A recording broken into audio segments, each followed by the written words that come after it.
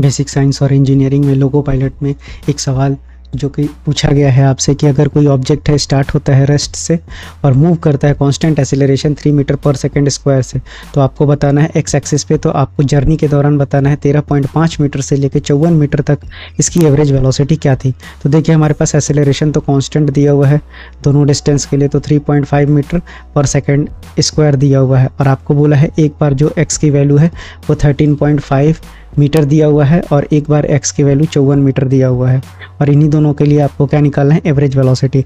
तो अगर हम v1 निकालते हैं तो हमें पता है कि v square minus you square बराबर 2as होता है, और हमें पता है कि स्टार्ट कर रहा है 0 से, तो हम यहाँ पर जो मेरा इनिशियल वेलोसिटी है वो 0 हो जाएगा। तो एक बार v1 स्क्वायर की वैल्यू कितनी हो जाएगी 2, एक्सीलरेशन 3 और यहाँ हो जाएगा 13.5। तो ये कितना हो जाएगा आपका 6 × 30, 6 × 18 और 18 और 3 21, 6 और 2 8, यानी कि 81 हो जाएगा।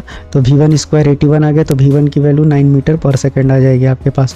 उसी तरह से अगर हम v2 स्क्वायर निकालेंगे तो v2 कितना हो जाएगा √2 इंटू एक्सीलरेशन कांस्टेंट है और आपका 54 हो जाएगा। तो अगर हम इसका जल्दी से निकालना चाहें तो 2 × 3 और यहाँ पर 27 को लिखेंगे 9 × 3 और यहाँ पर 6 हो जाएगा। तो फिर से 9 × 27 दूना 54, तो ये हो जाएगा सिर्फ 2। तो 1 2 बाहर निकला, 1 3 बाहर निकला और 1 3 बाहर निकला, तो ये कितना बन गया आपका 18 मीटर पर सेकेंड आ गया। अब आपसे पूछा है कि एवरेज वेलोसिटी कितनी होगी, तो एवरेज वेलोसिटी आपका हो जाएगा v1 + v2/2, यानी कि 18 और 9 27/2।